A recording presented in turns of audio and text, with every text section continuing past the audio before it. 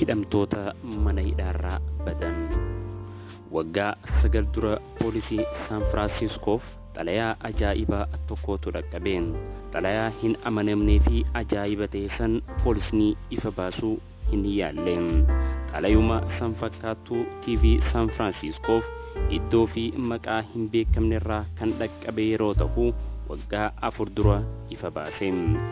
Xalayichi waggaa 59 dura mana hidhaa Alcatraz keessaa kan bade William Angeliniin kan barreeffame ta'uu ni ibsa.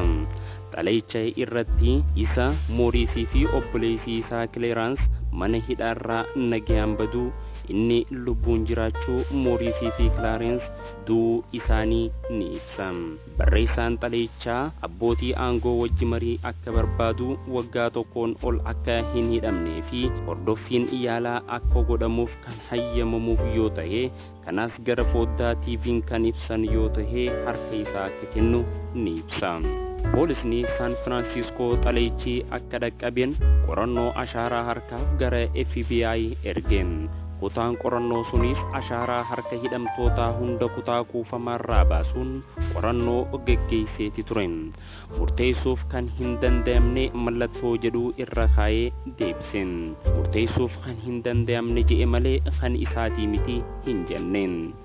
Waggaalee baay'eef qorattootaaf qormaata tahee kan ture dhimmi William Moorisii fi Clarence ammas qormaata taheen. Mana hidhaa addaa kan akka Alcatraz keessaa baduun ajaa'iba tahee osoo jiru, sanirra dabree eessa akka jiran beekuu dhabuun hibboo deebii hin qabne taheeti ture. Ammas xalayaa William beekuuf rakkisaa taheen. Mee haa jennuti William Moorisii fi Clarence eenyuun? Alcatraz hoo maali?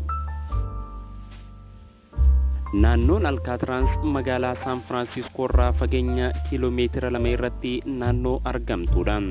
Naannichi mana hidhaatiif filatamuun duratti leenjii loltootaaf ooleeti jiran. Bishaan Alcatraz marsee jiru qabbanaawaa fi yeroo baay'ee akka turru kan nama hin dandeessisnedha. Akkasumas lafarraa waan fagaateef bishaan iddutti argamuuf doonii fayyadamuun dirqama tahan.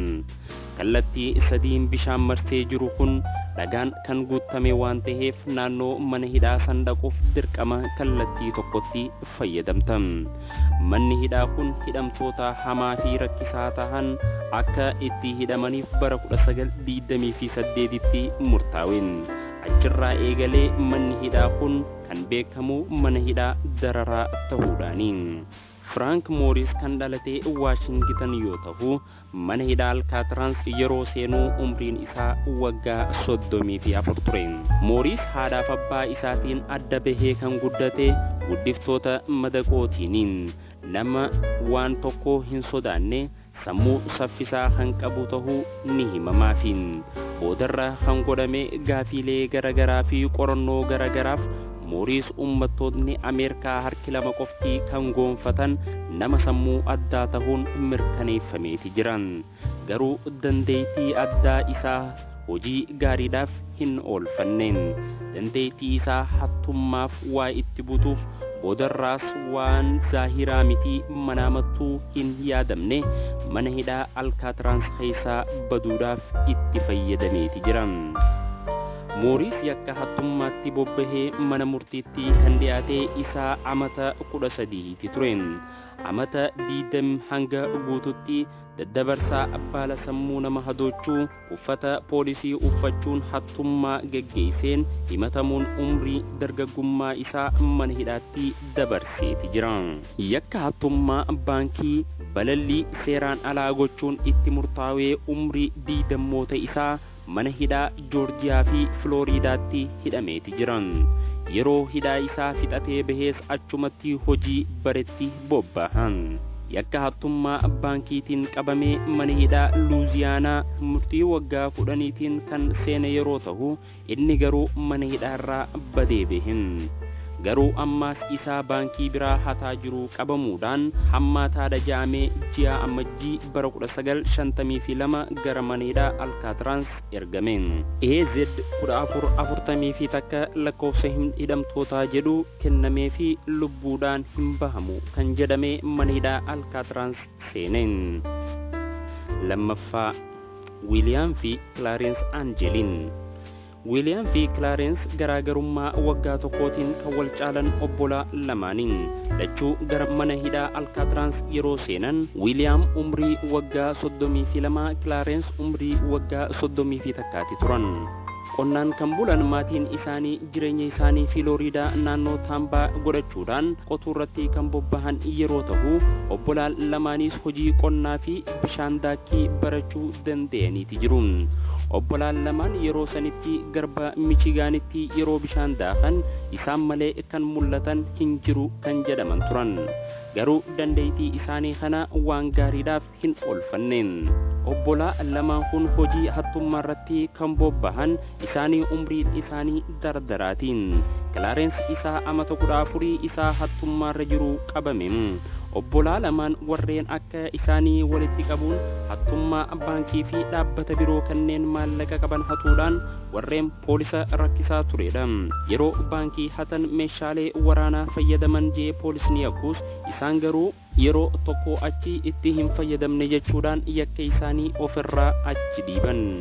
Dhumarratti baankii Kolombiyaa damee Alaabamaa meeshaalee waraanaatiin gargaarsifachuun isaanii hataa jiru. Shariikotan isaanii waliin qabamanii hidhaa waggaa 15 fi 20 itti murtaaween.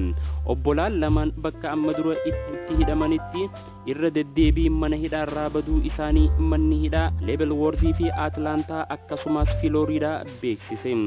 Saniifuu bakki isaan irraa baduu hin dandeenye fi adaba isaanii itti fudhatan jaamee gara mana hidhaa Alkaatraansitti ergaman. Obbolaan gara Alkaatraansitti kan geeffaman garaagarummaa ji'a 3tiin. Wiiliyaam AZ 1476, Kilaarensi AZ 1485 kan jedhu lakkoofsi addaa kennameefi. Uffata addaa hidhamtootaa uffachuun gara kutaa isaanii seenan. Manni hidhaa Alkaatraans akka mana hidhaa Ameerikaa kan biraatii mitiin. Asitti sirreeffamtoonni kophatti hidhaman. Hidhamtoonni waan ajajaman qofa godhan malee waan fedhan dubbachuun hin hayyamamuufi.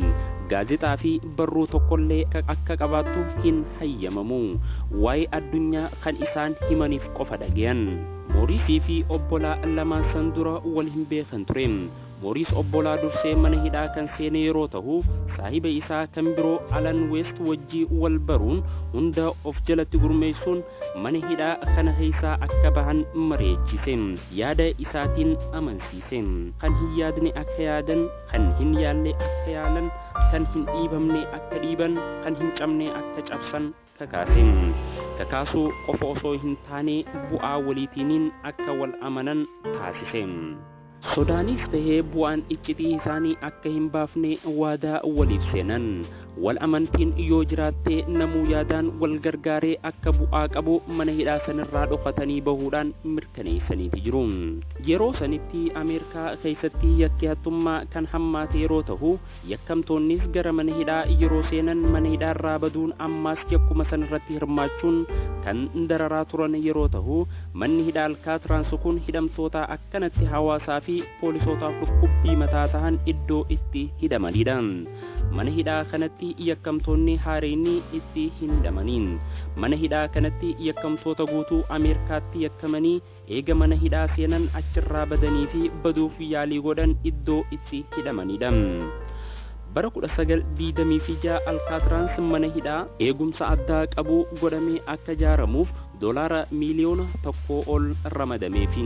Kutaaleen hidhamtoota hundinuu kan siviilota gurguddoo fi dhagaalee jajjaboon ijaaramanidha.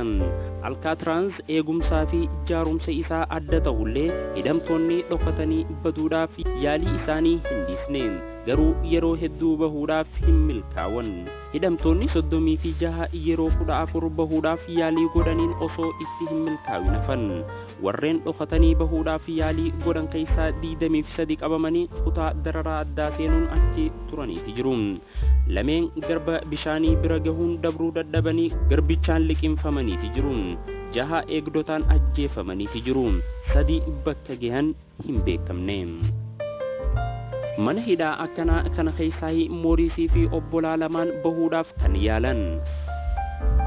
eegdotni mana hidhaa kanatti ramadamanis jajjaboo fi warreen hamaadhaan yeroo yeroon wal jijjiiruun kan eegan eegdotni kun ulaa guddoorraa eegaluun akka gaariitti eegan naannawa dallayaatti sa'a 24 ni eegan gara mana hidhaa hidhamtoota hulaan geessuus eegdota kanaan ni eegama akka eeguudhaaf tolutti hidhamtoonni mataa isaanii gara hulaatti gad garagalchuudhaan kan rafaniin eegdonni kunis guyyaa fi halkan hulaa isaanii dura gamaaf gamana deemuun to'atu kanaafuu sochiin hidhamtoota hundaatu to'annoo isaanii jala jiran hidhamtoonni hundinuu tokko tokkoon hidhaman eegdonni guyyatti yeroo 13 kan geewu hidhamtoota lakkaawan hidhamtoonni gara hojii ajajamanitti yeroo deeman eegdotni akka gaariitti isaan eegan mana hidhaa haala addaatti eegamu kanarraa hanga ammaa wanni amanuun hin danda'amne kan raawwateen Waxabajjii bara 1954 toora ganamaa manni hidhaa Alkaatraans iyyansa fishkaatiin tokkotti dhaabbateen jeeqame jechuu qiyyaan eegdonni meeshaalee lola isaanii fudhatanii oliif gadi fiigan dooniileen saffisaan naannawa dallayichaa to'atan helikoophtarri poolisii qilleensarra deemuun naannawa dallayichaa to'ateen Alkaatraans jeeqamteen jeequmsa hunda kana kan kaasee eegdota mana hidhamtootaa eegu tokkorraa iyyansi fishkaa dhagayamuudhaanii eegdichi osoo to'ataa jiru kutaa Mooris faagaheen Mooris rafeeti jiran eegdonni Moorisii fi obbolaa lamaan isaanii siree isaanii irra ciisaa to'achaa jiru galgaleeffataniiti jiruun eegdichi galgala isaan eegaa jiru garuu Mooris akka ka'u waan barbaadeef ta'ee ajajeen hin dhageenye ni sossoone eegdichi aaree kutaa keessa seenuun morma isaa qabee harkisee kaasuuf waan akka mormaa fakkaatu qabee harkiseen garuu hidhamaan hin jiru bakka isaa bu'uun kan hojjetame mormi namtolchee siree irraa kufuun lafarra garagaleen Mooris hin jiru rifateeti fishkaa harkaa qabu iyyisiiseen Wiiliyaam fi Kilaarensiis kutaa isaanii keessa hin jiran jala baafataniiti jiran eegdonni ajajaa isaanii waliin walitti qabaman dallaya keessaas ta'ee dallayaan alaas sakatta'an Mooris Wiiliyaam fi Kilaarens garuu hin argamne qilleensi liqimsuus waan isaan liqimse arguun hin danda'amne waggaa 17 guutuu qorannaan geggeeffameen garuu Mooris faan akkamitti akka achii baafatan eega baafatan booda eessa akka jiran beekuun hin danda'amneen garba keessatti liqimfaman akka hin jedhamnes reeffi isaanii argamuu hin danda'amneen biiroo qorannaa Ameerikaatiif dhukkubbii mataa ta'een Mooris faan dhimmi tokkolleen jalaa baha kan hin jedhamne FBI illeen akka isaan argachuu hin dandeenye mirkaneessaniiti jiru. yaada isaanii mana hidhaa kanarraa akkamitti akka baafatan gaafileen isaanii hunduu deebii akka qabu waliif galan akkamiin achi baana haala akkamiin bakka baanuun hoo maaliin qonna eega asii baane hoo maaliin bishaan dabarraa fi gaafilee garagaraa jechuudhaan uraa ittiin keessa dabran qotuudhaaf maankiyaa fi shukkaa fayyadaman maankiyaa fi shukkaa yeroo nyaata nyaatan hatuudhaan yookiin tokko akka nama fudhatuutti lama kaasuun walitti qabatan yeroo hojii warshaa achuma mana hidhaa san keessatti hojiidhaaf geeffamanis buloonii fi haada elektirikii walitti qabatan uraa ittiin bahan qotachuudhaafis yeroo ifaan dhaamu galgala sa'a 6 irraa hanga ganama sa'a 12tti qotan akka hojii isaanii kanaas saffisiisuuf waan ittiin uran diriil qopheeffatan yeroo uranis akka sagaleen hin dhaga'amneef sirbaatii waan hojjetan kan hojjetan yeroo sanitti Mooris taphataa akkoordiyaas waan ta'eef sagalee isaa ol kaasuun taphatan biyyee yeroo qotan bubuutu bishaaniin bulbuluun iddoo harka itti dhiqatan kan kutaa isaanii keessatti argamuun gadi lakkisan yookiin walitti hidhanii wahin dhoysan meeshaalee ittiin qotan kan hatuun walitti kuufatan firaasha isaanii jalatti yookiin iddoo dhoysaaf qopheeffatanitti dhoyfatan Mooris miseensa kutaa fuusaa kitaaba achi waan tureef barruulee fudhaturraa buqqisuun waan gubuu barbaadan akka bobeessaatti itti fayyadaman karaa doonii ittiin argatan yaadanii qophii isaanii saffisan yeroo gara hojii warshaa deeman uffata roobaa fannifaman hatuun walitti qabatan naannoo Alkaatraans yeroo gannaatii miti bonaatu uffata roobaa nama uffachiisan saniifuu uffata roobaa 50 ga'u walitti qabatan akka waan ajajamanitti achuma warshaa keessatti akka ta'uun hodhanii kutaa isaanii keessatti dhoksaniiti turan. Qormaanni biroo eegdota jajjaboo san dabruudhaan eegdonni jaha gamaa gamana deemuun hidhamtoonni jiraachuu to'atan waan golga qabu kaayuun nama shakkisiisan. Saniifuu mataa namtolchee qopheessan. Mataa namtolchee san qopheessuudhaafis saamuna ilkee fi laastika walitti qaban. Iddoo rifeensa itti tolfatan irraayis rifeensa walitti qabuun mataa namtolchee irratti maxxansan. Nyaaraa fi areedaas itti hojjetan. Mataan namtolchee kan mormaa ol hojjetame kun yeroo booraatii irra ciisee argaman eegdonni shakkuu hin dandeenyen. Yeroon asii itti baafatan galgala sa'a 6 hanga sa'a 12 akka ta'e karoorfataniiti jiruun.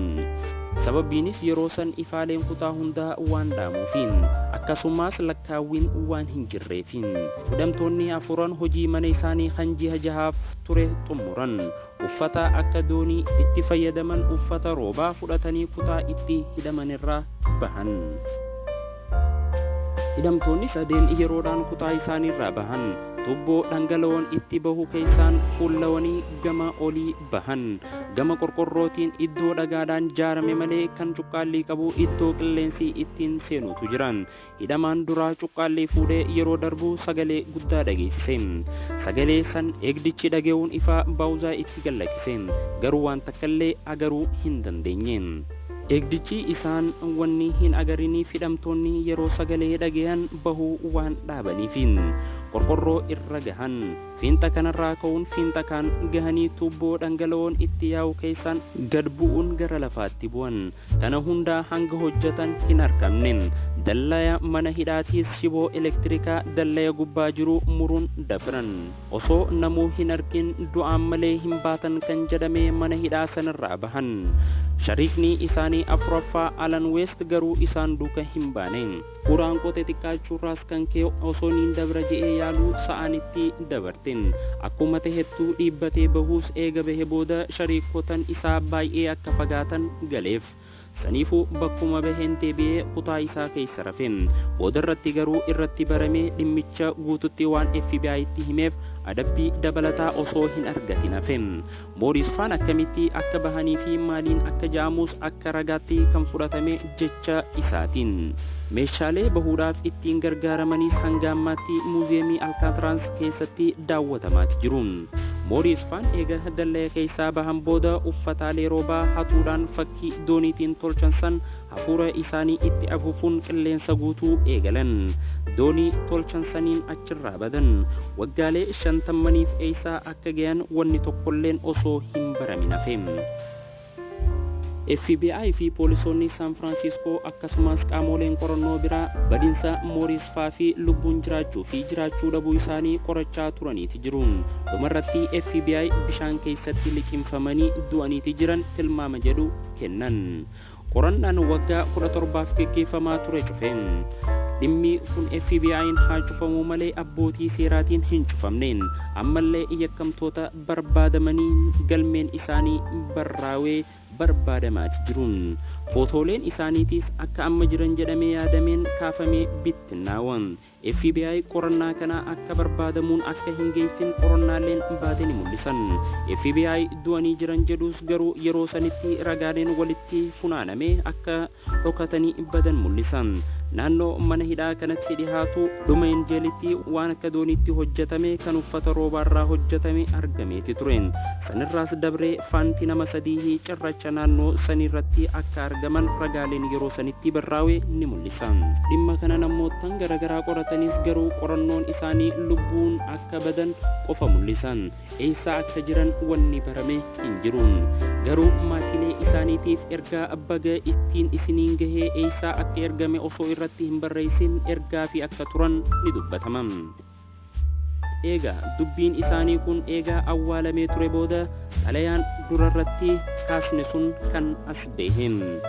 Xalayaan Wiiliyaam irra guddaa umrii isaa Siyaatil akka jiraate kaaba Daakotaas waggaa 8 akka jiraate ibsee yeroo xalayicha barreessutti kibba Kaalifoorniyaa akka ture beekameeti jira. Amma waggaa 83 ta'eetiin jira. Ammas dhukkubsataa kaansariiti jaa xalayichi Wiiliyaamiin barrooyte kun. xalayaan barreeffamtus poolisni waan tokkollee beekuu hin dandeenye. Akka William J poolisoonni TV irratti waadaa seenuufis hin dandeenye. Sanirraa eegalee jiraachuu fi jiraachuu dhabuus wanni beekame hin jiru. Waan fedhe haa ta'u garuu hanga Alcatraz jirutti maqaan Maurice Fan dhawamurraa hin hafu. Sababa isaaniitiinis mana hidhaa Alcatraz laaluudhaan kitaabban barraawe, filmoonninis hojjetame. Dhumarratti eega Maurice Fan mana hidhaa sanii dhokatanii bahan akka eegumsaaf tolutti mana hidhaa san haaromsuuf yaadame. Garuu baasiin ol aanaa ta'een akkasumas iddoo namuu jalaan bahu jedhamee ture keessaa Maurice Fan dhokatanii bahuun barbaadinsa mana hidhaa Alcatraz mirkaneessaa hin goonen. Saniifuu eega Maurice Fan achii dhokatanii bahan waggaa tokkoon booda mana hidhaa tahuu akka dhaabuu godhame. San booda Alcatraz daawwattootaaf banaa tahuun iddoo muuziyeemii tahee akka kaayamuu godhame. Manneen hidhaa kutichaa hidhamtootaas tahee meeshaalee Maurice Fan achii dhokatanii ittiin bahuudhaaf gargaaramanis ni daawwataman. Yeroo ammaattis waggaatti daawwattoonni miiliyoona 1.5 kan tahaniin daawwatamu. Waan nu wajji turtaniif galatooma.